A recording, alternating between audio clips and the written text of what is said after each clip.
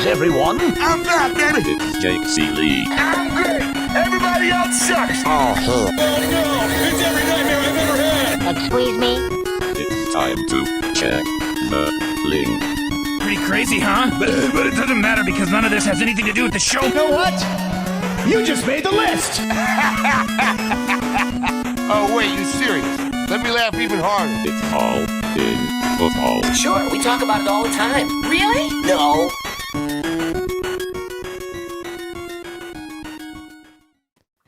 What's up, you ducks? Happy Sugar Crash Day. It is all in football. And wow. Speaking of candy, Oh Henry. I don't know. Does anybody even know if that candy exists anymore? Oh Henry bars. Chris Meaney at Chris. Oh, wait. We're going to jump in and say you've seen one recently in Canada? You guys are still like 10 years behind the time, right?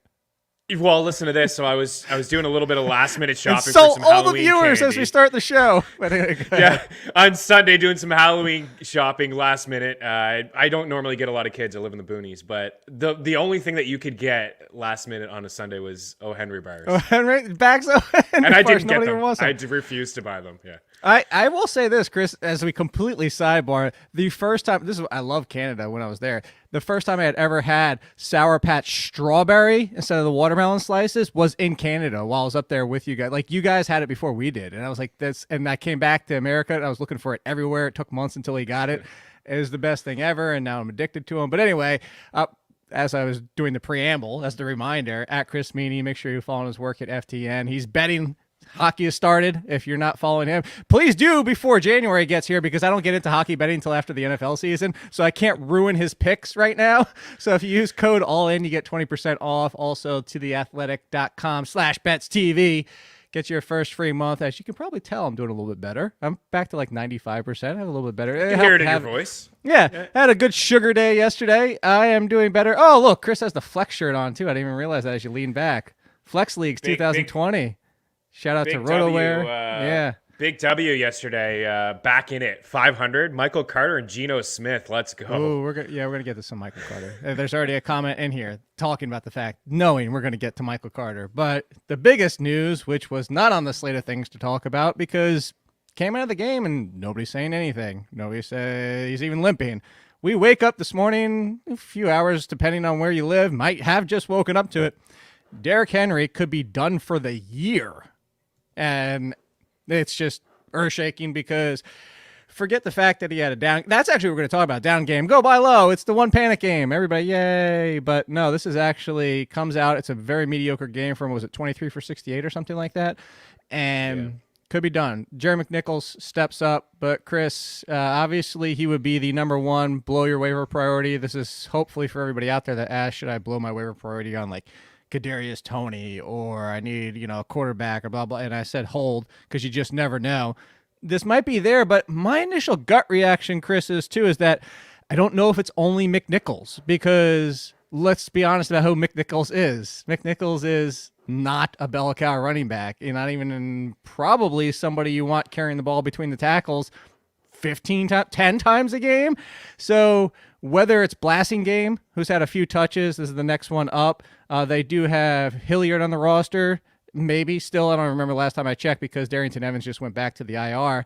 The obvious speculation, everybody out there, is trade. Marlon Mack. Well, okay, Marlon Mack for two things. First of all, same division. Second of all, they cut Jordan Wilkins. So, but I wouldn't be shocked if they do bring in an outside name.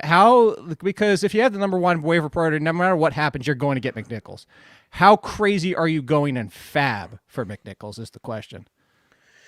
Man, if I was a Henry owner, I have him in one spot. McNichols is already rostered.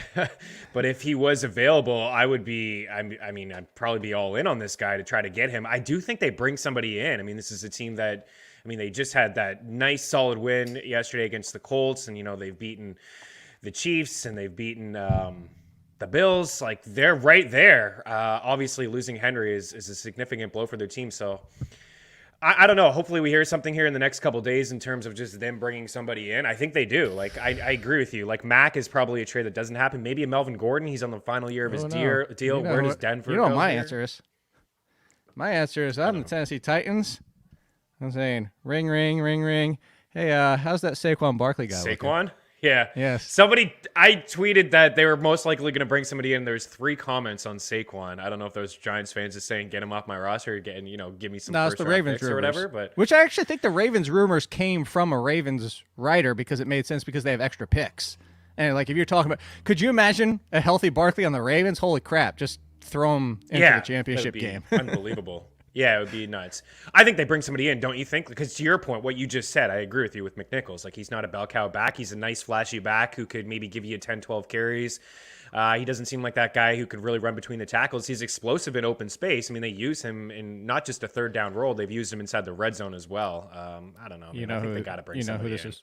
You want to fill in the blank name-wise? You're wearing the hat of the player of the team. Well, Boston Scott traded for 2 firsts. Scott. No. I was going to say Boston Scott is Jerry McNichols. Jerry McNichols is Boston Scott. Einhorn is Finkel. Finkel is Einhorn. Like, this is where we're... Yeah.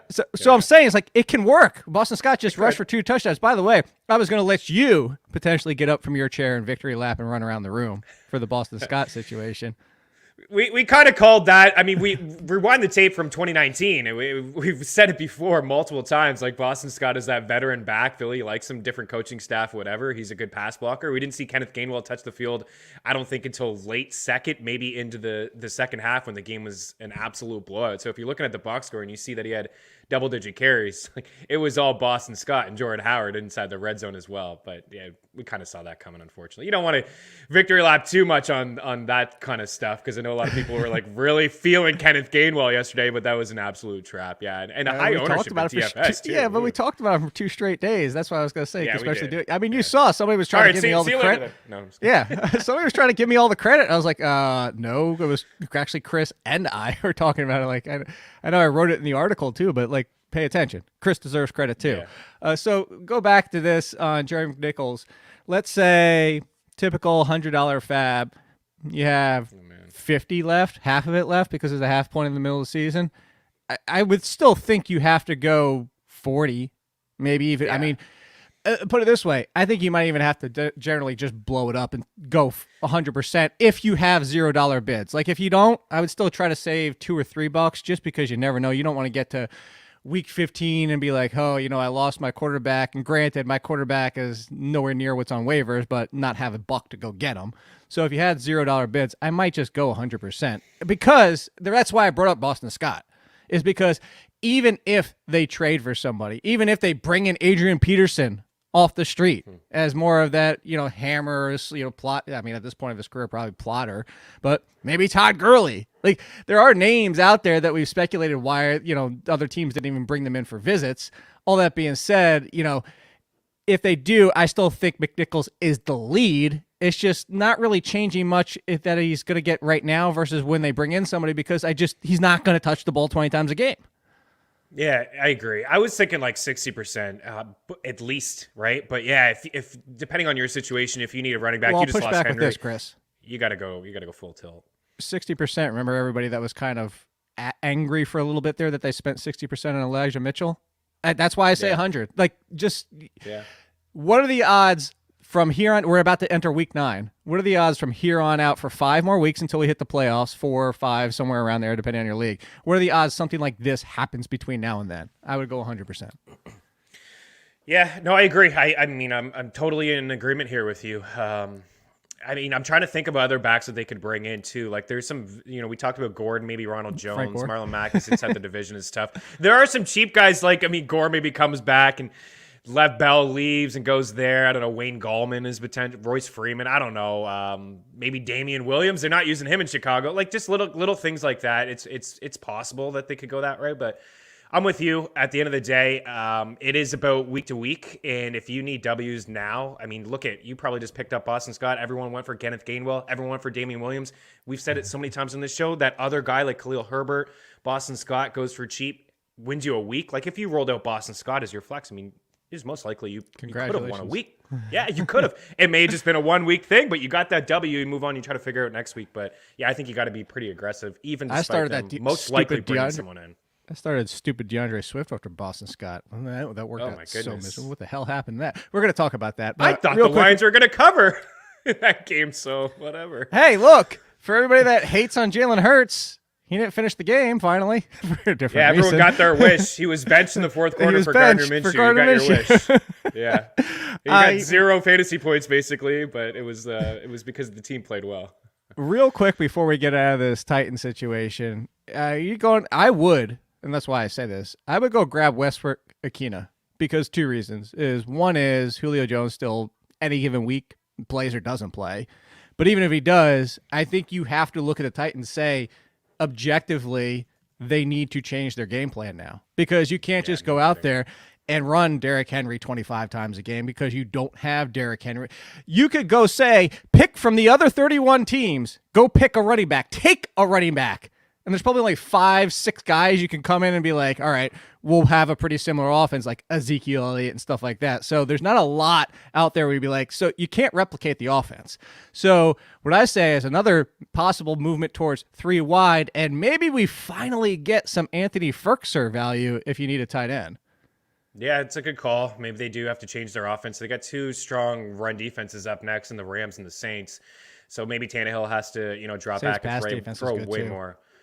Yeah. Oh, yeah, for sure. Absolutely. I as a Julio owner in a deep league, Nick Westbrook-Akini has been on my team for a while now. I've put him in and gotten 3 or 4 points, and yesterday he got a touchdown and got me 9. I was like, sweet. I've picked him up 3 times and dropped him twice, so I thought you were going to I've done that too. I've done that too in shallower leagues, but in one league, it's such a deep format, and I'm hurting at the wide receiver position that I've had to play him as a flex. I'm happy that he got me 9 points and a half point setting yesterday because it's been much worse than that. But you're right. They probably have to change their offense a little bit. It's a huge blow. And I know people are going to victory lap on those no RB people here in the first couple rounds, but this is whatever, man. It's he was on pace for 446 carries before yesterday, and he had 28, and half of them came on that bum foot. Like, he's just such a freak. Hopefully, he's good to go next year. I did a podcast with Ian Hartitz, and it was kind of full season looking like these are some of the disappointments from preseason. These are some of the excitements that we didn't expect, and blah, blah. And he asked about the running back. And I said, no,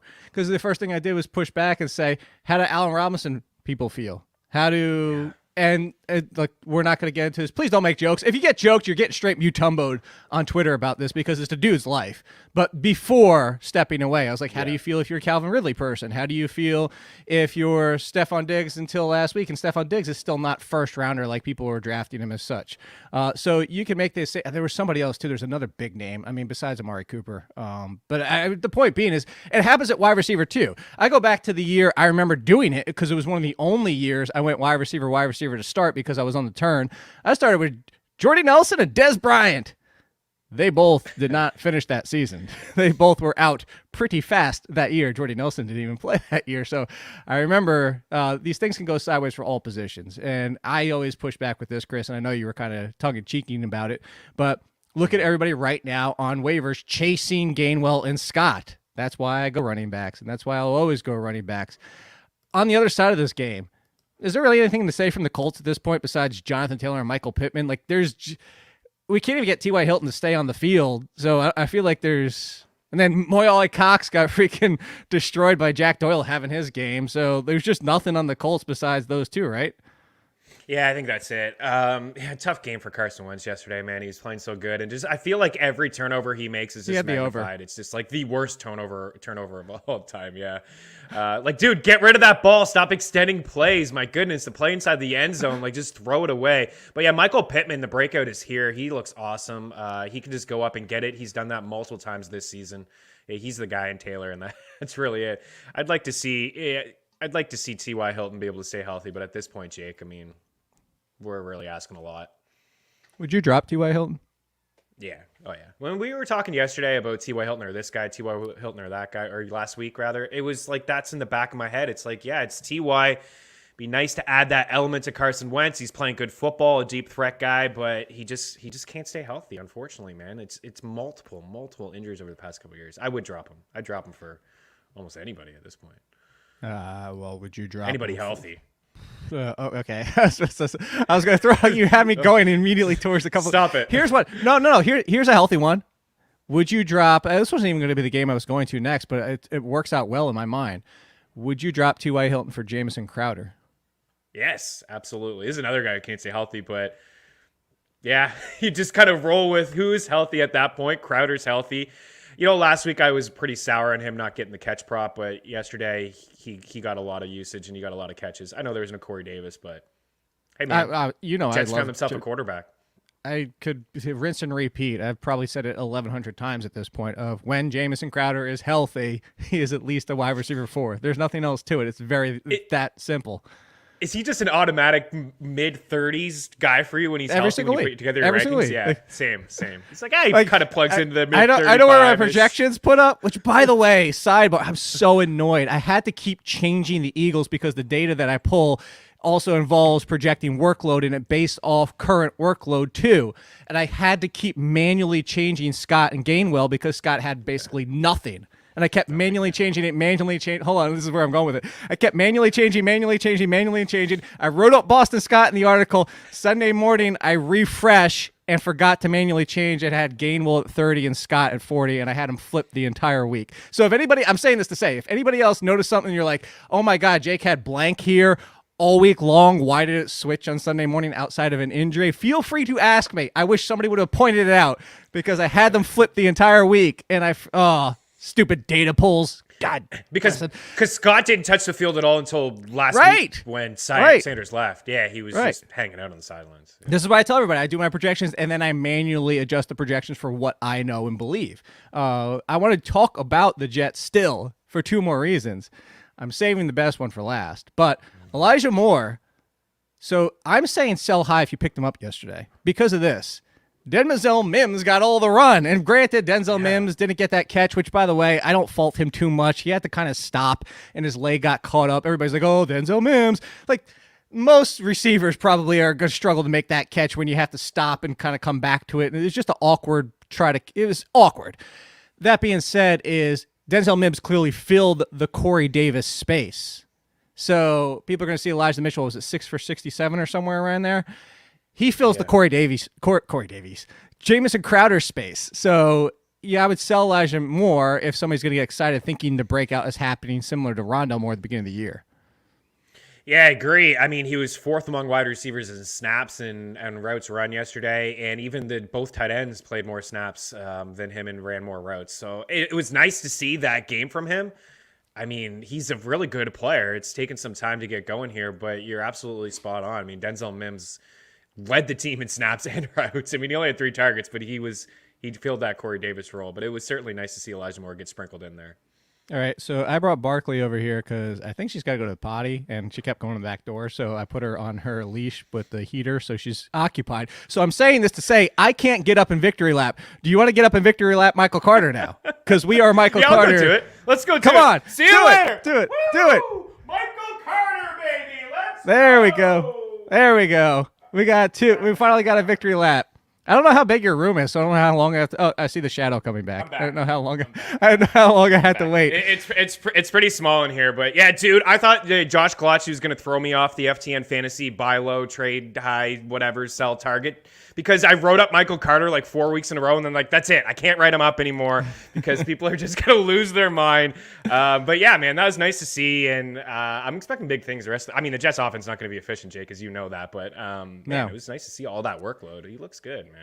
It was. So there's 2 takeaways that I want to. One is on Cincinnati side. One is to finish off with the Jet side of things in this backfield. Oh, one thing is I was actually expecting Javonte Williams to be the person that took over before Carter did, just because of situations. It's been the opposite. Not that Javonte Williams isn't valuable, but the bigger one I want to take is what I think gets glossed over here. I said it to you last week, Chris. And you agreed after me. I don't want to say like I talked you into it, but again, you weren't even kind of thinking it. Ty Johnson continues to be RB3 valuable. Yeah, you did talk me into it. You did. And I was hesitant yesterday to put in the bet tracker his over 2.5 grabs. I'm like, nah, I got to do it. And I was thinking about you because the Carter was plus 150 at 3.5 here north of the border and plus 125. Oh, so you're going to send me some of your winnings because I talked you into it in your mind? No, Carter was already locked in for me. But Ty Johnson was at 2.5 at like minus 110. I'm like, you know what? I was looking down. I was like, I remember that game. I was looking for all the Crowder catches, and it was Ty Johnson and it was Michael Carter, I'm like, yeah, he's probably still going to check down to those running backs. And you're spot on. I mean, Ty Johnson is a guy who's still Jake. I picked him up minutes before kickoff on one of my leagues, and his ownership in Yahoo was still like single digits, I believe, at that point, just like a couple minutes before kickoff. He's valuable as a flex, and I think he's going to continue to get work as much as we like Carter. And I do think it's going to be, 60-40 at least for him. Ty Johnson's going to be sprinkled in. All right. And then, so the Cincinnati side is pretty quick, and it might not be what people are expecting. So everything's great in Cincinnati yesterday. Still, everything's great. Here's where I was going with this. Potential sell high on Cincinnati. Burrow, Mixon, maybe Chase, Higgins. Their schedule is one of the worst in the league going forward. Now, if you get to the playoffs, it's actually not that bad, especially with the Ravens and who's their championship week? Do you remember? KC. I know they're KC. So it looks really nice if you can get there. But if you're struggling to get there, if you're middle of the pack, if you're 500, you thinking about selling high on some of these guys? Because, again, we're two of the people. I do it every single year. I write an article about not doing it, about don't look at strength of schedule. I mean, positionally, you do. I write an article to do that. But even looking positionally, don't look at the playoffs now, still only in week 8, because I go back to the Giants one year. They went from worst to best. I look at the Saints one year, went from best to worst mid-season matchup-wise. So it's not the be-all, end-all. Things can change in year. That being said, is this in the back of your mind to start floating offers? It is, as a Burrow owner in a Superflex league, Cleveland this week and then the bye. I was looking to flip him before this Jets game. Like, it was so appealing, right? This matchup against the Jets. And it didn't look good for him at start, but he finishes with 3 touchdowns and 26 fantasy points. Yeah, I'm looking at the schedule right now. It is tough. I mean, Pittsburgh, you get the Chargers, San Fran, in Denver. Baltimore's, he just had a decent game in Baltimore, so you think he could be okay, but it is still a division game, and it's tough. I think now's the time to really sell Boyd. If you were looking what to do with Boyd, he had a touchdown. Geez, he almost had 2. There was a play there where there's a super disconnect inside the red zone, and Joe Burrow gave him a nasty look like, dude, what are you doing? It was right there for you. But I think that's the time. Now is probably the time to flip Boyd, because he's always going to be like the 3 or 4 inside that Definitely offense. the 3. Yeah. Okay. So that's where I wanted to hit on Cincinnati. Get some of these quick hitter ones to get some of the bigger news in here. There's nothing to say about the Rams beside they're glorious up and down the board. Man, even amazing. Van Jefferson, hopefully he's 100%. I know he still was fine in that game, but kind of got dinged up on that. On the other side of that, so much for Mark Ingram clarifying that backfield. And, this is what I said. Some people out there like, do I pick up David Johnson or Boston Scott or, those kind of options? I was like, take the chance. But I always finished it with this. I said, take the chance, David Johnson. This helps him. But be ready to drop him right again after this week. I wasn't expecting it to be this bad. You talk about props. I actually had David Johnson in his receiving prop because it still didn't move up much. And I was expecting him to play from behind. This was still not just a committee, Chris. It was a full 4-headed committee again. Zero interest in this backfield, correct? Who the heck is Scotty Phillips? This guy played more snaps Scotty and ran Phillips more before. routes. I know, this is joking, but how does he Rex play more Burkhead snaps got and the run more touchdown. routes than David Johnson and Phillip Lindsay? Yeah, I know. A complete mess. I picked up DJ in a league last minute as well. Played him. I spent some fab in a deeper league on Lindsay as just some depth that didn't start him, but I need the running back depth. And Burkhead was the guy. Yeah, it's a complete mess. And there's a report yesterday that they're not going to ship anybody, sell anyone. I mean, I'd be surprised if the not Texans Brandon Cooks, don't try to. Yeah, come on, sell Cooks, sell DJ. Maybe DJ can go to Tennessee. I don't know. I don't know, man. They got to sell what they can, I think. You saw Cooks was pretty upset after the trade to begin with, when it was the other trade, with the Mark Ingram trade. Which, by the Mark Ingram, number 14, dude. Seriously, stop screwing with our heads. I'm like, oh, Mark Ingram looks back in the same 14. What the hell? I double checked. It was awesome to see those two after. You know how the relationship that they have with each other is they're so fun in the post game, and they did it again yesterday. It was so fun. But yeah, I was screwed up, but with the number change too, I didn't know who that. I just saw the numbers going when they're back in pregame or whatever. Something was, and I saw 14. And I'm like, is there an extra quarterback active today? And I was just I went looking. I was like, I know Ian Book's not 14, but I was like, what's going on here? But yeah, actually, you know what? We're talking about the Saints. So let's talk about the Saints real quick. If there's no Jameis Winston, how much is it Alvin Kamara the end? And then Trevor Siemian doesn't seem to like to throw to Alvin Kamara. At least Jameis was throwing to Kamara the past 2 games. The Saints in general and Winston, hey, why should we throw this guy? Maybe because he's amazing. Trevor Siemian didn't get that memo.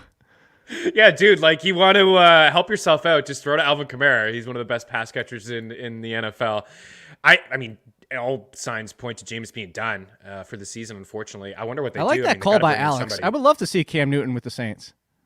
Yeah, I thought about it last night too, Alex. I know Sean Payton shot that down this morning, but whatever. Like Payton's lied to us before. They need a quarterback. They need to bring in somebody. They can't roll with Trevor Siemian. I think the biggest thing is Taysom Hill's banged up. That's forcing his hand. Like if Taysom Hill wasn't banged up, it would be Taysom Hill, and we'd be talking about Taysom Hill as a fringe QB1 because he's going to keep running. Should we? Like, how banged up is he? Like, is he going to like? What's his deal? He left a couple weeks ago. He's carted off with like a serious head injury. I don't know. So, I mean, if Taysom, we'll put it this way, if Taysom Hill was back as quarterback, you would treat him as a fringe QB1, wouldn't you? Yeah, for sure. Just as rushing upside. I mean, we have a sample of Breeze and Hill with Kamara like last year, and the targets were cut in half. Like it's bad news for Kamara, but for Taysom, I mean, he can run around. He's got a deep arm too. He's got he's dealing with a concussion still. But I think moving forward, maybe this is just like the straight old Ingram Kamara days. Like they just run, do what they can with these backs until they feel comfortable with a quarterback under center that they like. I'm telling you, just every single week, Michael Thomas is pulling an AJ Green. He's just not going to come back at this point. He's not going to come back. Yeah. He's going to screw it. You're probably right, man. I should have put that. I should have put that as my preseason bold prediction for the Saints. All right, on the Tampa Bay side, overall, shout out Emory Hunt. Emory Hunt was on a CBS show yesterday. I saw him. He not only called the Saints because he was talking about last year and how the matchup and the defense and just this team matches up well with the Buccaneers. He didn't just call them out to cover their plus 4.5. He said, don't be surprised when the Saints win outright. He didn't say if. He said when the Saints. Emory Hunt, listen to that guy. All that being said, concerns about Leonard Fournette, are you buying low after this game? Because I think perception is going to get people panicking because it's Leonard Fournette and Bruce Arians, but I would go buy low if you could. Yeah, I would too. Yeah, no, definitely double down on the Emory Hunt call of like for you saying listen to that guy. He's also on Game Plus network. Yeah, he's a sharp mind. Yeah, I'd buy low. Where I can. I mean, yeah, the good on the Saints. It's 3 regular season wins now against Tom Brady and the Bucs.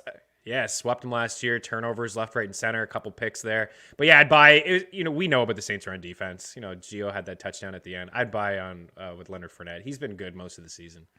Okay. You know who hasn't been good for most of the season? I know a couple. Sam Darnold. Players. Yeah, this is Sam Darnold. Again yesterday. He got hurt, but that's not the side of it. Christian McCaffrey's coming back, though. And, I said this last week, and I said that Christian McCaffrey, bigger impact to this offense than just the quarterback play. You realize when you take – we're about to see what Derrick Henry is going to potentially do to the Titans offense. So I say that to say that I've also been saying where you can buy low on DJ Moore.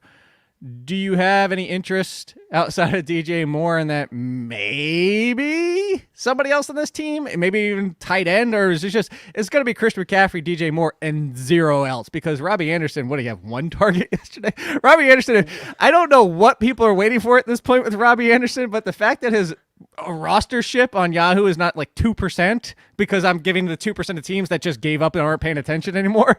Like, why are people still hanging on? I have no idea. I can't believe that I played him in a tournament lineup yesterday as well. I was that guy who threw him out there in one of my lineups. Now, can we cut your feed for that? Just to throw money on fire. Yeah, I mean it was like I needed 10 lineups to do it, but still did it anyways. Yeah, I mean CMC. I was a little hesitant to yeah. I was a little hesitant when we talked a couple weeks ago about buying him. Like the soft muscle tissues do scare me a little bit, but he is on track to return here this week against the Pats. So I think you'll see the offense flow a little bit better. But that's those are the only 2 guys that you mentioned that I want a piece of inside this offense. It's tough. I mean, Sam Darnold got rocked, but I think things will get better for him once CMC comes back, gets him an identity on offense. For the Falcons side of it, with, again, hopefully everything in his life goes well for Calvin Ridley. Kyle Pitts did something, and I'm not victory lapping this because I still had Kyle Pitts as second or third at tight end this week, so it's not like I expected another good game, just like we had without Calvin Ridley back, what was it, 2-3 weeks ago now? So I point this out to mention the fact that every time we have conversations about the next person stepping up, and that volume is king to a degree. Like, you can't take a talent level and put him on another tier. Travis Fulgham from last year. I love Travis Fulgham. I wish he was still on the roster, but when your talent doesn't equal the defensive attention, and Kyle Pitts this morning even came out and said had a lot of guys over top of him in that game, and he just could not break free because they're treating him like a wide receiver. I say this to say, Chris, do you have concerns about Pitts? Because Russell Gage, a big fat zero, did nothing in the absence of Calvin Ridley. Zacchaeus, not much. Tajay Sharp was essentially the best non-Calvin Ridley option at this point. I don't think the Falcons are really going to do much. They're not going to trade for anybody. They're on the opposite end if you want to trade. So maybe they bring somebody in off the street that I can't think of a name of. But at this point, it might just be Kyle Pitts gets triple teamed every single week. So are you kind of panic mode possibly with Kyle Pitts? Yeah, I think so. I mean, volume is king, and it's everything in fantasy. But I mean, you said it perfectly, and I saw it firsthand.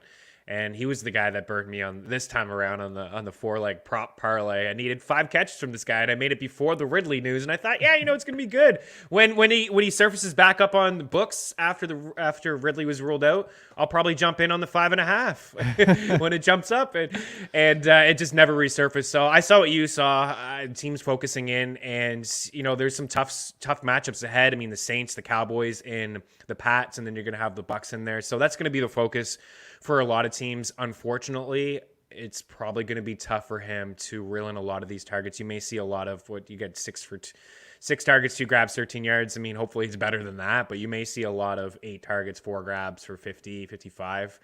Would you sell him? Because the tight end position's so weak. At least he's getting the volume.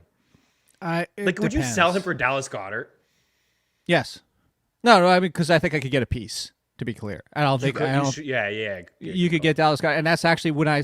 So 2 things. I was looking at my phone. I'm listening to you because I was looking for my Kyle Pitts. I actually went for the yards, and I was looking for what the yards were. Yes, I want to say it was somewhere in the 60 range. I couldn't find it. I missed my parlay on that, but I also missed it on David. I already told you, David Johnson. I missed Pitts and David Johnson receiving yards, both of them. But I think you could get Goddard plus. I think you could go get another tight end in that range, and that's where I was trying to think while you were talking. I saw somebody earlier mention that Tyler Higbee's been a disappointment but he's been a disappointment for the Rams for most of the season, so I'm not including that week as when I said the Rams, everything's great and glorious. But there's a few I'm trying to think, Dallas, Dalton Schultz, the concern is with no Dak, maybe you can get Dalton Schultz and a piece, but that's where I'd be looking. I'd be looking for Dawson Knox is about to come back. If you could get a fringe top 10 tight end and help somewhere else, I trade Kyle Pitts. If I can't, and people are too scared about what we're talking about, and they're watching this show possibly even, then I don't trade Kyle Pitts. I need to get top 5 tight end value for Kyle Pitts. I tell you what I might do, Chris, just straight up try to buy low on Darren Waller right now before he comes back from the bye. Yeah, it's a good call too. All reports indicated that he was really, really close to playing last week against the Eagles, but just the fact that they felt like they were going to crush Philly anyways, and that they had the bye coming, that they would have just given him the extra week, and which is good for him because, hey man, with that Bengals loss yesterday and the Chargers loss, the Raiders feel like they have a legitimate chance to make a push here. So Waller is going to be a big part of that offense, and I think that they're just going to let Derek Carr control the offense.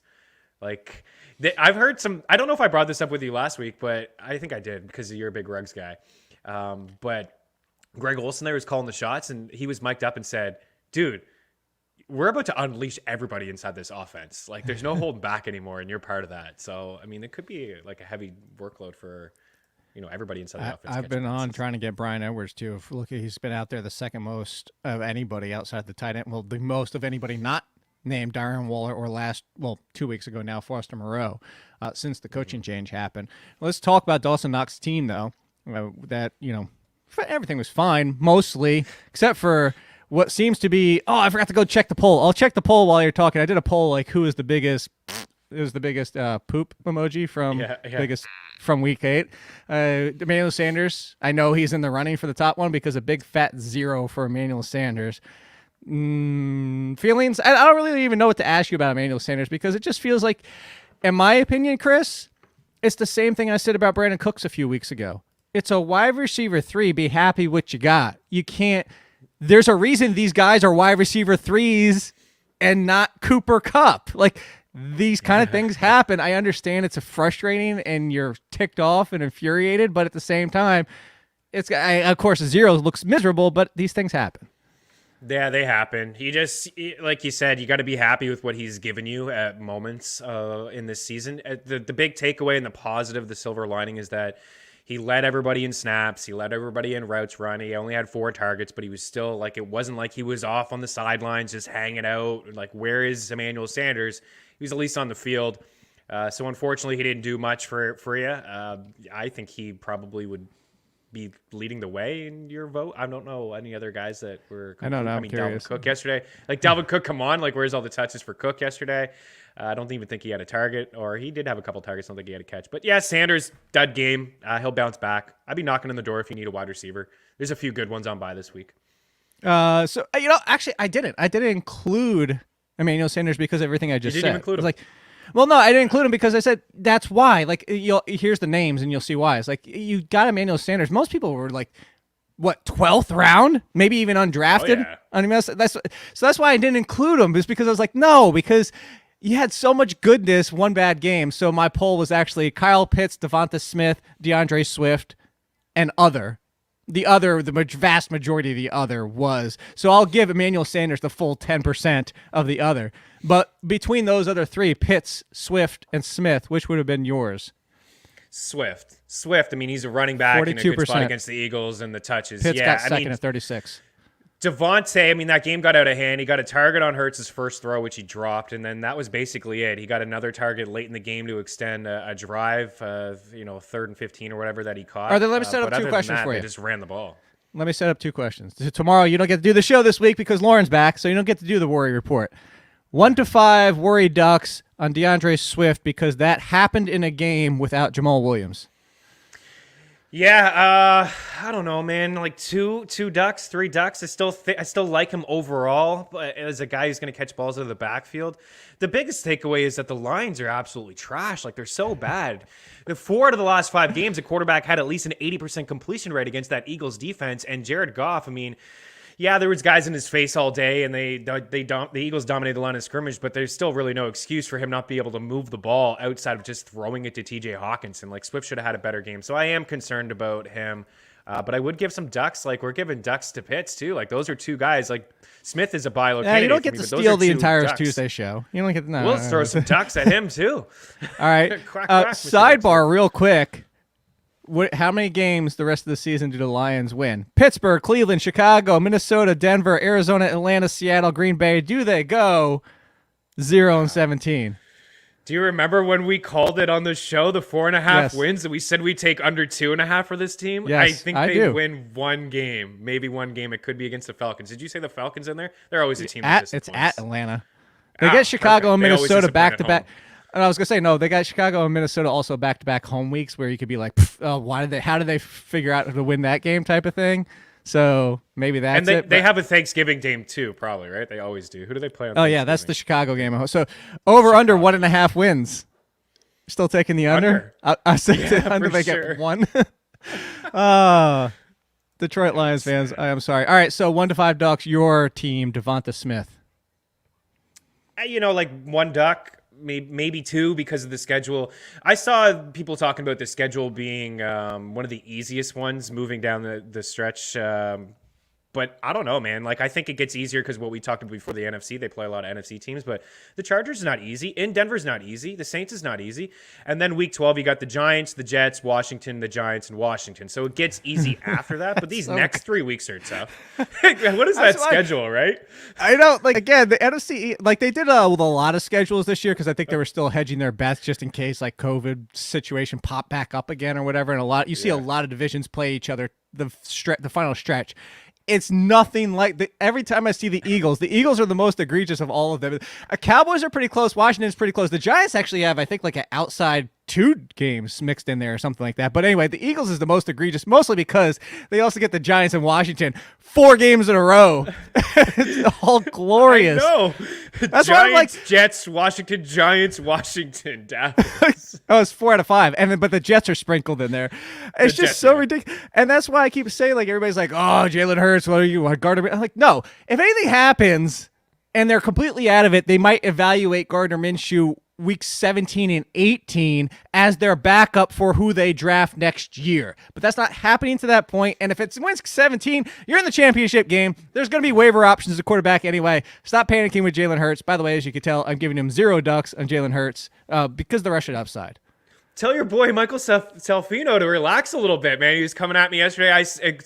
Everyone's talking about Hurts in the fourth quarter fantasy points. Like, dude, they all count the same. Like, you get them. My league counts fourth quarter fantasy points. I'm sure yours does as well. There's been some garbage time. Yeah. They played some I tough make that teams. joke all the time, They played yeah. the Bucks. They played the Chiefs. Yeah, you always say it. They played some tough teams. We just talked about the schedule. It gets easier. What benefit do the Eagles have in rolling out Gardner Minshew? They're definitely going to draft a quarterback. Most likely, they got 2 top 6 picks. They're probably going to draft a quarterback. I don't know. They want to see the last couple weeks what they class. have in Hurts. I know it's bad. I'm just telling you, if I'm the Eagles, I know you have the draft cap. This is a fantasy show. If I'm the Eagles, I roll with Hurts and I take that draft capital. And there is so much talent at other positions in this draft class that I give him. Argue that. I mean, like, I'm not ready to close the book on Hurts. And we're still arguing today who could potentially be the number 1 quarterback. And the number 1 quarterback, if you're talking about where he should go in this draft class, should be like the middle teens. And I like Willis, but it's even see. All right. Anyway, we didn't talk about the other side of the Buffalo game, Miami, because we got sidebar. Devontae Parker looks good. Keep saying it. Devontae Parker, like Jamison Crowder, healthy, wide receiver 3-4, somewhere around there. Jalen Waddle had the sads and bad matchup against Buffalo, but Myles Gaskin was okay, not a great matchup. But again, no Malcolm Brown. Are you taking away from that game? And like, look, at least he was the main lead, even though Ahmed was sprinkled in about 40%. Yeah, and Houston, Jets, Giants coming up on the schedule, a little bit better spots for Gaskin. Yeah, I'm fine with it. I think Ahmed should be rostered, though, because you say it all the time in your articles, next man up. I think he could be a next man up for Miami. Like, he's shown before that he can catch balls out of the backfield, too, and get carries. I believe last year he had a game where it was just his backfield, and he was okay. So I think in deeper formats, I'm holding him. I've rostered him in deeper formats as just in case. Okay. All right, let's move to the next one then. Let's start rapid fire. We got 5 games to rapid fire before we get out of here.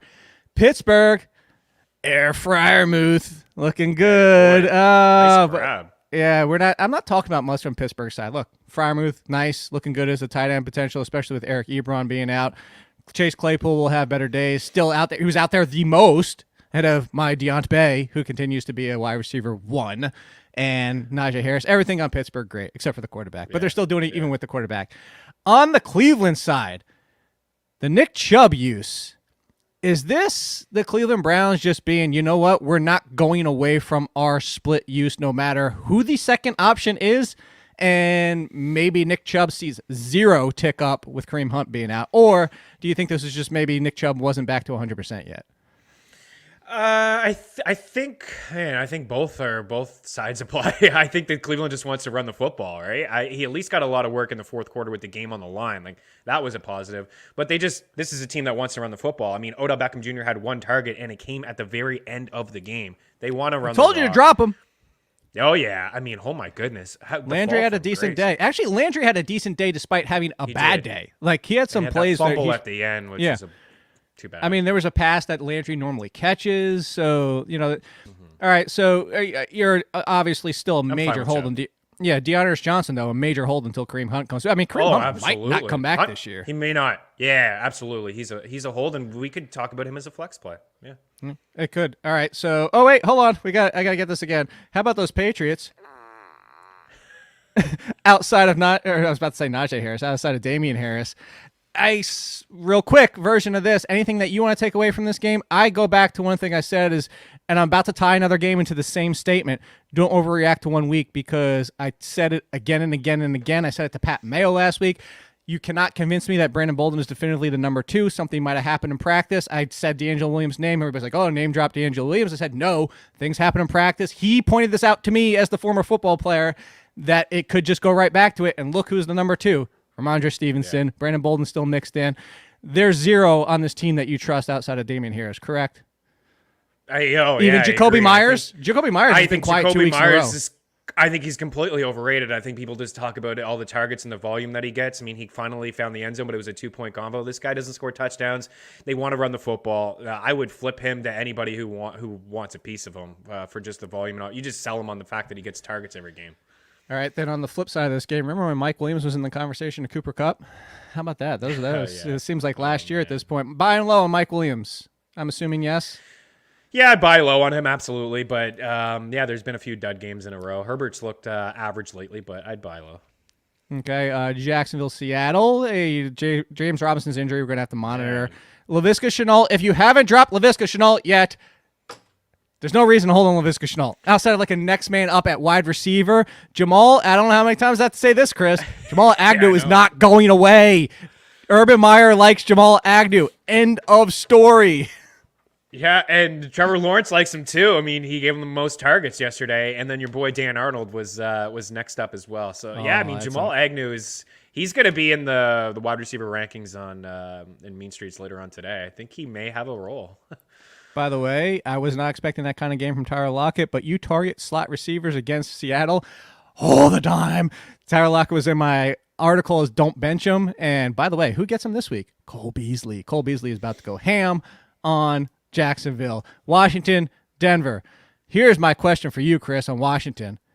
Is the offense, and I'm including Terry McLaurin, and I'm including Antonio Gibson, is the Washington offense dead? Yeah, it's not good. It's not great. I mean, really tough spot to go in and play in Denver against the Broncos. But Jared Patterson, more work than Antonio Gibson. They're heading into a bye. Maybe that helps him, but he needs 3 weeks according to inside injuries. Terry McLaurin has been for a while because of Heineke.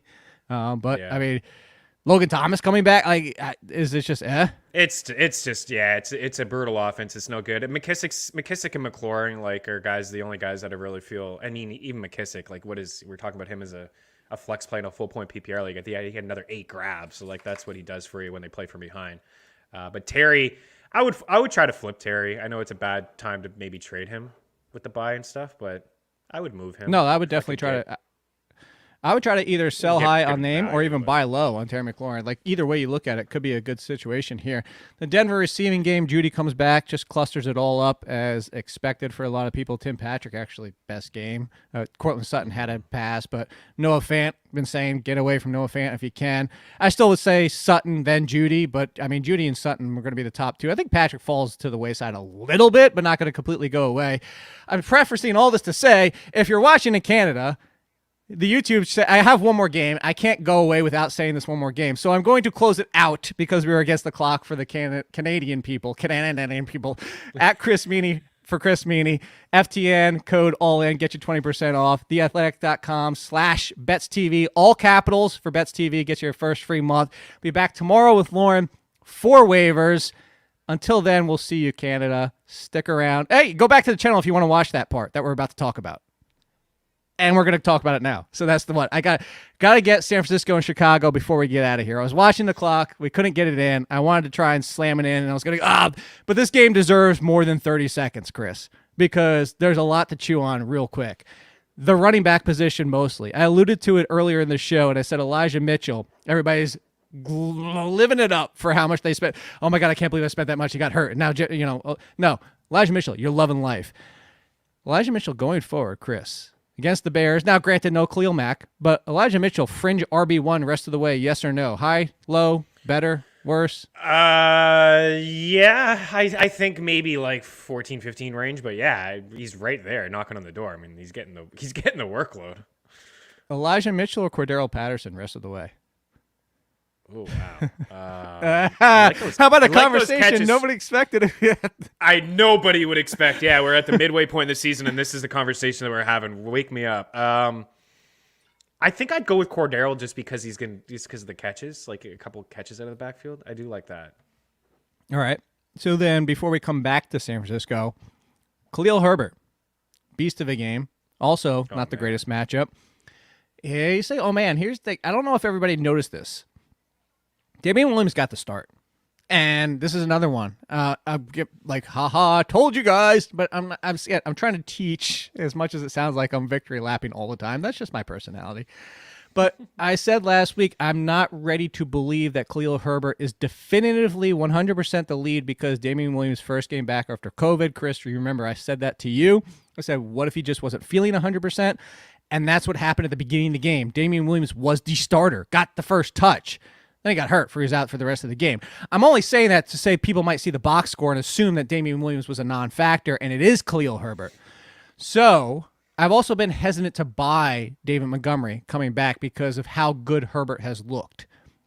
If we know today, going forward after the bye, David Montgomery is coming back 100%, how do you rank Herbert and Montgomery? Because those are the trade decisions I think people are going to have right now.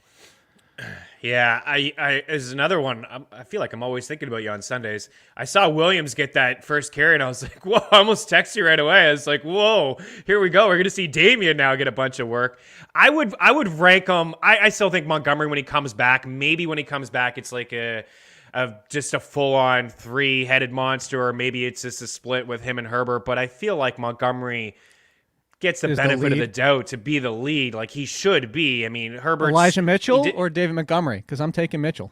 I would take Mitchell there too. Yes, okay. I would take Mitchell there too. I don't think Herbert fully goes away, Jake.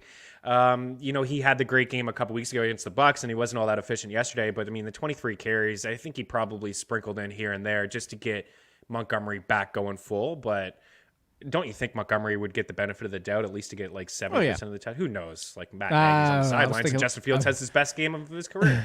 I know. Justin Fields, I was thinking like 60-40, honestly. Yeah. And maybe even the first game, 50-50 to ease him back. Yeah. So those were the final things we're going to get out of here. One more minute. I know Tino's got things to do. Love him as our producer. Mooney looks solid in this game. In case anybody had dropped him, go pick him up possibly because pick up Brandon Ayuk, who looked to be getting back into the mix. I don't know, man. I was hoping. Last week went on a huge rant about this. Like, why don't they find a way to get him involved? So he plays more snaps. He runs more routes. He gets 7 targets to Debo's 9. So that's a positive. I guess that's his best game in terms of just being on the field and getting looked at. You would think that San Fran would try to get this guy involved. Get him involved, people. He's definitely free. You can grab him on the waiver wire. Like, I would imagine he's free. He should be. Is he free? He should be on the wire everywhere, shouldn't he? I don't know. I'm looking right now. His ownership's actually 50%. Like, people are actually hanging on to this guy. So, I mean, I don't know. It's one game, but it's also Shanahan. All right. So before we get out of here, that's it. Justin Fields, that's what we're finishing on. If you're in a single, because we know super flex and double quarterback, like, wow, it's Justin Fields everywhere. You didn't drop him anyway, even because he's a starting quarterback. Single quarterback. I tweeted during the game, Chris, he looked more comfortable and more confident. 2 C words you really want to hear with a quarterback. And I said mostly because he's not looking to 100%. Like, it's not his first instinct. I always go back to Jake Locker coming out of college. He's like, he was not a good quarterback because he looked to run. He liked to scramble and throw. Justin Fields actually looked to run, and it opened up the entire game for him. It made him more comfortable. Justin Fields picking him up in single quarterback in case we get some Trey Lance type of top 15 value down the stretch, and that's what we'll get out of here on. Yeah, for sure. I saw some design runs, too. We talked on this show, the first start. Matt Nagy had 0 design runs for him. Nobody in motion. Like, they weren't helping him out. He didn't know how to... He just couldn't play to Fields' strength. And Fields yesterday, there were 4 runs of at least 14 yards. He topped 100 yards on the ground. There were some design runs. You're right. He looked confident. He looked comfortable in the pocket. He's going to be a good quarterback in this league. I do fully believe that, and I think he's going to be a good fantasy quarterback because of what we saw yesterday. So, yeah, you can pick him up. I'd be a little hesitant maybe to start him in Pittsburgh, but he should be on your roster. I mean, moving forward, he could be a guy we're talking about as a top 10 guy because, he continues to trend up in this offense. And you hope that other guys like Allen Robinson could get some looks moving forward, but it certainly was all Mooney. Not happening. No, not happening. Not happening at all. What team does Allen Robinson play on next year? I know you got to get out of here. The Pats? I don't know. That'd be interesting. I mean, it could be Chargers if Mike Williams leaves on that end, fill the void. Oh yeah. Yeah. So there you go. Hopefully you're filling your void with the show, and we'll begin back tomorrow. I already did all that, so we'll just see you later. That's simple. Bye.